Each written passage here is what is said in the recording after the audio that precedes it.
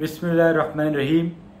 সম্মানিত সুধী, আজকে আমরা দেখলাম বাংলাদেশ সেনাবাহিনীকে ম্যাজিস্ট্রেসি পাওয়ার দেওয়া হয়েছে। যদিও অনেকেই এটিকে নির্বাহী ম্যাজিস্ট্রেটের ক্ষমতা বা নানানভাবে ব্যাখ্যা করছেন। মূল শব্দটি হবে রিগার ট্রাম্পটি হচ্ছে সেনাবাহিনীকে ম্যাজিস্ট্রেসি পাওয়ার দেওয়া হয়েছে, যেটি হচ্ছে সেনাবাহিনী স্পেশাল ম্যাজিস্ট্রেট হিসেবে কাজ করবে, অর্থাৎ বিশেষ ম্যাজিস্ট্রেট।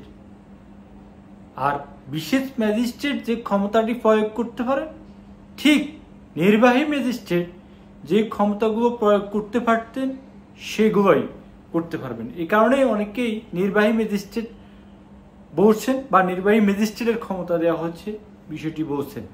তো আমরা আজকে জানার চেষ্টা করব এই সেনাবাহিনীকে যে ম্যাজিস্ট্রেসি পাওয়ার দেওয়া হলো, এই ম্যাজিস্ট্রেসি পাওয়ারটা কি, সেনাবাহিনী এই ম্যাজিস্ট্রেসি পাওয়ার বলে কি কি করতে পারবে এবং এই ম্যাজিস্ট্রেসি পাওয়ারের প্রায়োগিক বিষয়গুলো কেমন হবে, বিস্তারিত একটু আলোচনা করার চেষ্টা করব। প্রথমত আমরা দেখেছি ফৌজদারি কার্যবিধি 12(1) এবং 17 ধারার বিধান মোতাবেক 60 দিনের জন্য এই ম্যাজিস্ট্রেসি পাওয়ারটি দেওয়া হয়েছে। সুতরাং 12(1) যেখানে বলা হয়েছে এই ম্যাজিস্ট্রেসি পাওয়ার যাকে দেওয়া হবে, শুধু সেনাবাহিনীকে দিয়েছে তা না, এই ম্যাজিস্ট্রেসি পাওয়ার যদি রাষ্ট্র মনে করে, সরকার মনে করে, সেটা যাকে ইচ্ছে তাকে দিতে পারে।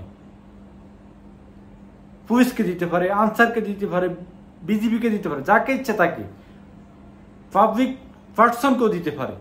তো যাই হোক, এই ম্যাজিস্ট্রেসি পাওয়ারটা দেওয়া হয়েছে বিশেষ কারণে সেনাবাহিনীকে, যেহেতু সেনাবাহিনী দেশের আইন শৃঙ্খলা রক্ষার্থে মাঠে রয়েছে, যার প্রেক্ষিতে সরকার মনে করেছে এই ম্যাজিস্ট্রেসি স্পেশাল ম্যাজিস্ট্রেট হিসাবে সেনাবাহিনীকে মাঠে কাজ করার, শান্তি শৃঙ্খলা রক্ষার্থে কাজ করার সুযোগ দেওয়া উচিত। সেই জন্য এই স্পেশাল ম্যাজিস্ট্রেট হিসাবে সেনাবাহিনীকে নিয়োগ দেওয়া হয়েছে।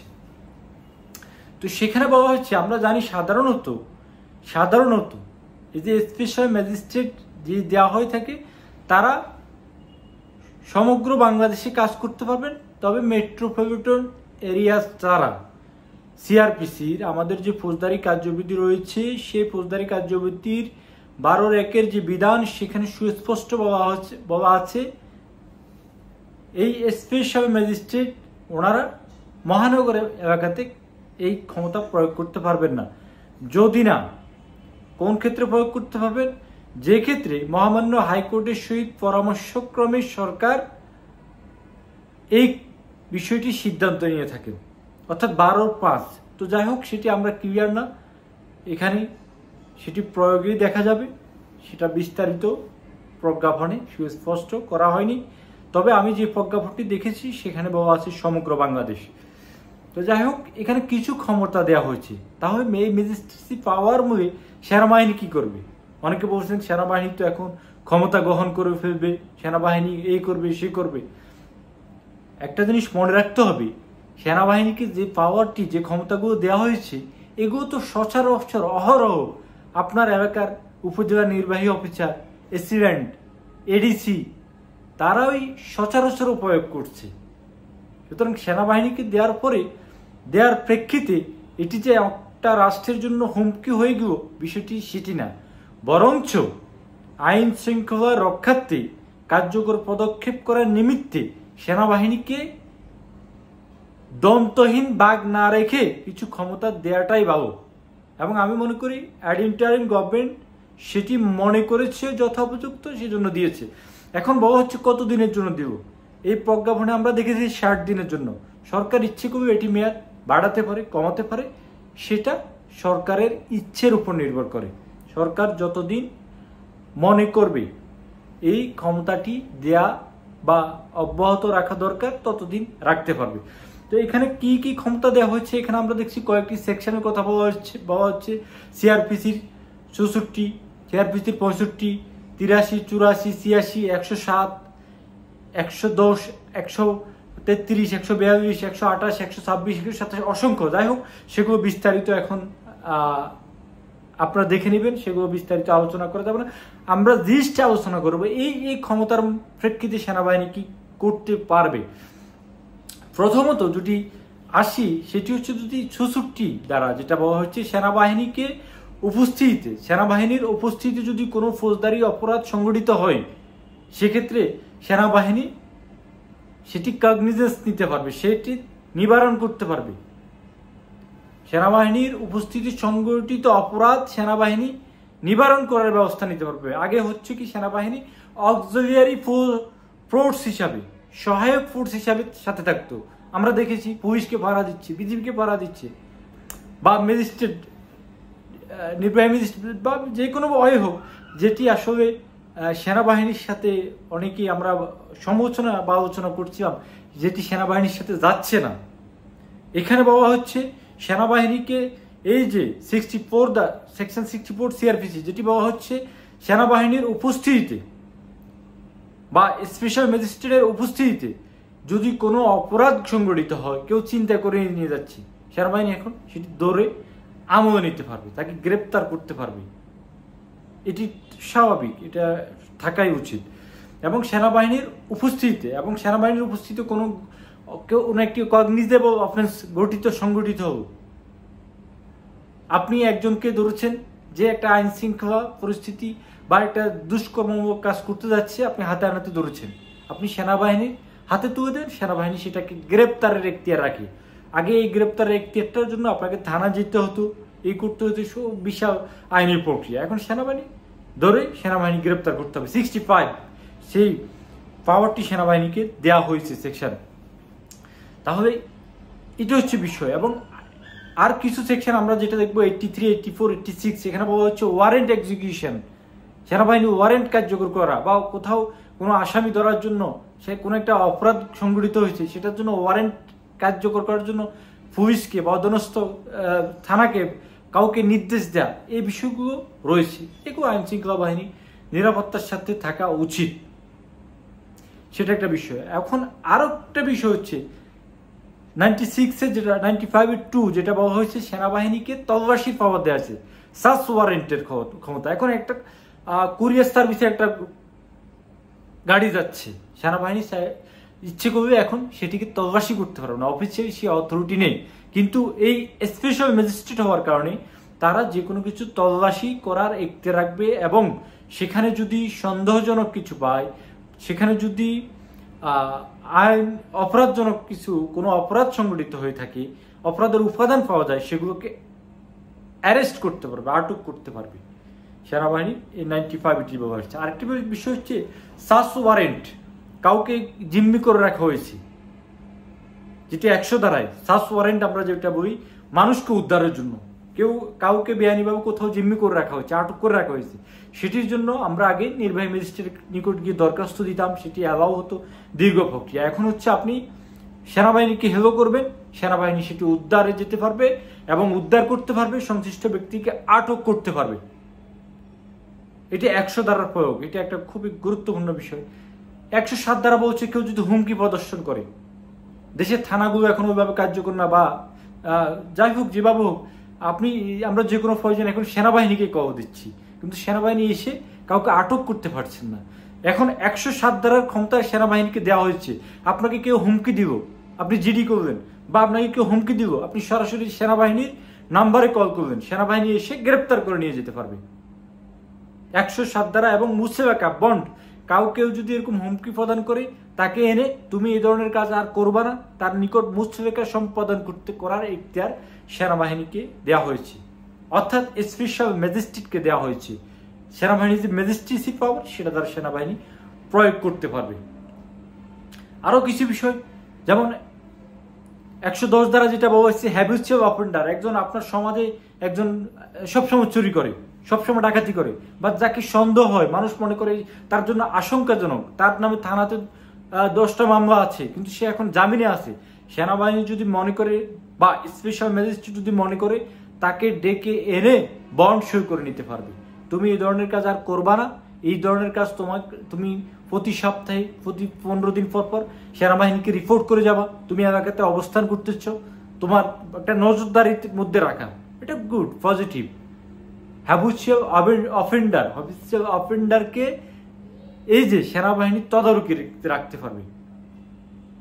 আবার 109 দ্বারা কেউ বব ঘুরে বা সন্দেহজনক ভাবে রাস্তাঘাটে হাঁটছে চলছে, তাকে সন্দেহ হচ্ছে, রাতের 3টা বাজে কেউ যদি রাস্তায় থাকে তাকে সন্দেহ করার যথেষ্ট কারণ আছে।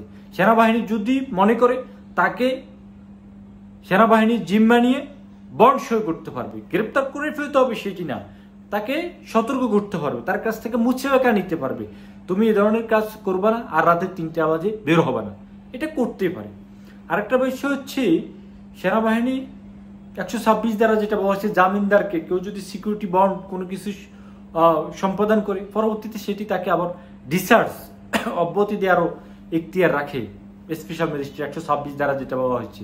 আরেকটা বলছে 127 দ্বারা যেটি খুব ইম্পর্টেন্ট, সেটা বলা হচ্ছে জনসমাবেশ ছত্রভঙ্গকরণ।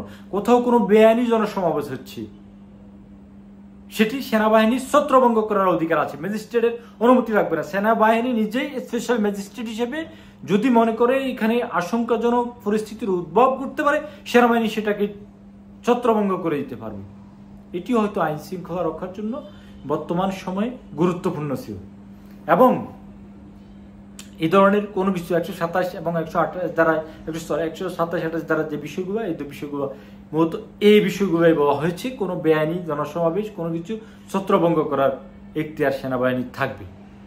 এবং 133 দ্বারা যেটা হচ্ছে কোনো গণ উপদ্রব বা কোনো কিছু নিউসেন্স, পাবলিক নিউসেন্স কোনো কিছু হচ্ছে, সেনাবাহিনী সেটি অপসারণ করতে পারবে, এই ক্ষমতাটা সেনাবাহিনীকে দেওয়া হয়েছে।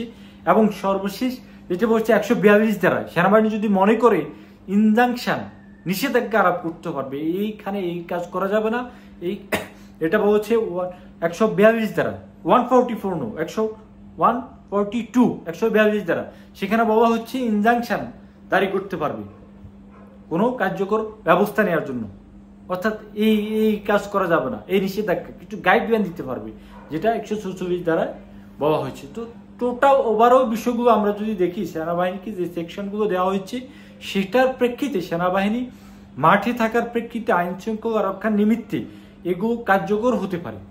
তবে এখানে আরেকটি বিষয়, কিছু বিষয় ক্লিয়ার হওয়া উচিত, এটা আতঙ্কিতগ্রস্ত হওয়ার কিছু নেই।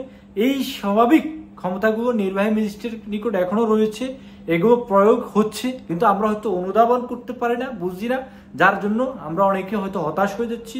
তবে আমি মনে করব সেনাবাহিনীর কমিশনড অফিসারের উপরে বা যারা কমিশন প্রাপ্ত তারা এই ক্ষমতাটা প্রয়োগ করতে পারেন, কোনো যে ওয়ারেন্ট অফিসার এটা পারবে না, সেনাবাহিনীর ওয়ারেন্ট অফিসার সেটা পারবে না, কোনো সিপাহী বা কোনো নর্মাল স্টাফ এটা পারবে না।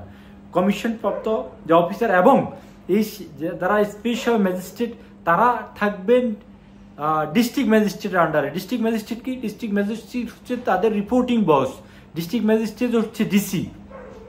সুতরাং সেনাবাহিনী ওই যে আমলাতন্ত্রের আন্ডারেই রয়েছে ডিস্ট্রিক্ট ম্যাজিস্ট্রেট। তো আমরা তো বলছি না এটা আমলাতন্ত্র টাইম হয়ে গেছে, না, সেনাবাহিনী তার রিপোর্টিং বস হচ্ছে ডিস্ট্রিক্ট ম্যাজিস্ট্রেট, যারা হচ্ছে স্পেশাল ম্যাজিস্ট্রেট হিসেবে মাঠে কাজ করবেন তাদের রিপোর্টিং বস হচ্ছে special magistrate, district magistrate. District ম্যাজিস্ট্রেটকে ডিস্ট্রিক্ট ম্যাজিস্ট্রেট সিম্পল ডিসি।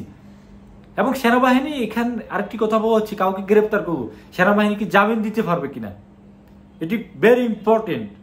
সেনাবাহিনী জামিন দিতে পারবে, জামিনযোগ্য দ্বারা যদি কাউকে গ্রেপ্তার করা হয় এবং সেনাবাহিনী যদি মনে করে বা স্পেশাল, আমি বারবার সেনাবাহিনী বলছি এই কারণে বুঝার সাথে শব্দটা হবে স্পেশাল ম্যাজিস্ট্রেসি পাওয়ার দেওয়ার প্রেক্ষিতে সেনাবাহিনী যদি মনে করে এই ব্যক্তিকে জামিনযোগ্য একটা অপরাধ করেছে, সে তাকে জামিন দিতে পারবে কিনা, সেনাবাহিনী যদি মনে করে তাকে মুছে রেখা নিয়ে তাকে বন্ড সই করে ছেড়ে দিতে পারবে এবং সেটি এখতিয়ার ম্যাজিস্ট্রেট অবহিত করতে পারবে। এগুলো অনেক প্রয়োগী বিষয়, এই বিষয়গুলো একটু ডেভেলপ করতে সময় লাগবে। কিন্তু এই যে আজকে যে ক্ষমতাগুলো দেওয়া হয়েছে সেই ক্ষমতায় সেনাবাহিনীর এই এখতিয়ারও রয়েছে। এখন জামিনযোগ্য অপরাধ কি? জামিনযোগ্য অপরাধ হচ্ছে যে অপরাধের করে জামিন পাওয়া অধিকার, কোনো গুরুতর অপরাধ না, সিম্পল অপরাধ। যেমন আপনি কাউকে হুমকি দিবেন, এটা একটা জামিনযোগ্য অপরাধ, 506 দ্বারা হুমকি দিবেন, জামিনযোগ্য অপরাধ। সেনাবাহিনী যদি এই অপরাধে কাউকে প্রসিকিউশন হওয়ার পর গ্রেপ্তার করে সেনাবাহিনী মুক্তিরেখা নিয়ে ছেড়ে দিতে পারবে, আমি এই ধরনের আর কিছু করবো না, তার নিকট একটা বন্ড সই রাখা হবো এবং সেই ধরনের কিছু করবে না, সেই নির্দিষ্ট সময় সেনাবাহিনীর নিকট হাজিরা দিবে বা অবহিত করবে, রিপোর্ট করবে, এই নির্দেশনাগুলো মেনে চলবে, এই ধরনের বিষয়গুলো। তো ওভারঅল আমরা যেটা বুঝলাম, সেনাবাহিনীকে স্পেশাল কিছু যে পাওয়ার দেওয়া হয়েছে, এই পাওয়ারগুলো সবগুলোই হচ্ছে আইন শৃঙ্খলা রক্ষার নিমিত্তে। এবং কোথাও বেদাল বিরোধী কিছু হচ্ছে, সেনাবাহিনী সেখানে তল্লাশি চালাতে পারবে। কোথাও জননিরাপত্তার আশঙ্কা রয়েছে, সেনাবাহিনী পদক্ষেপ নিতে পারবে।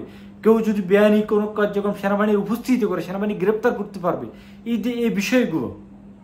এই বিষয়গুলো স্পেশাল ম্যাজিস্ট্রেটে দেওয়া হয়েছে এবং তারা সিম্পল কিছু পানিশমেন্টও দিতে পারবে, সেগুলো দেওয়া হয়েছে। তো ওভারঅল এটা আসলে ব্যতিক্রম কিছু না, কিন্তু সেনাবাহিনীকে যখন দেওয়া হয় তখন একটু আলোচনা আছে। সেনাবাহিনীকে খুব ক্রিটিক্যাল সিচুয়েশন বা যদি রাষ্ট্র মনে করে খুব গুরুত্বপূর্ণ না হলে এগুলোতে ইনভলভ করে না, কিন্তু এখন করলো কেন? হয়তো যেহেতু সেনাবাহিনী ফোর্সটি অলরেডি মাঠে এক্সিস্টিং, তারা মাঠে আছে, তাদেরকে এখানে প্রয়োগ দন্তহীন বাঘ না রেখে তাদেরকে কিছু ক্ষমতা দেওয়া হোক, যার প্রেক্ষিতে তারা কিছু আইন শৃঙ্খলা রক্ষার্থে কার্যকরী পদক্ষেপ নিতে পারে। আমি মনে করি এটি একটি পজিটিভ বিষয় হিসাবে হতে পারে। যাই হোক, আমরা আরো বিস্তারিত আলোচনা করব। সবাইকে ধৈর্য সহকারে শোনার জন্য অসংখ্য ধন্যবাদ।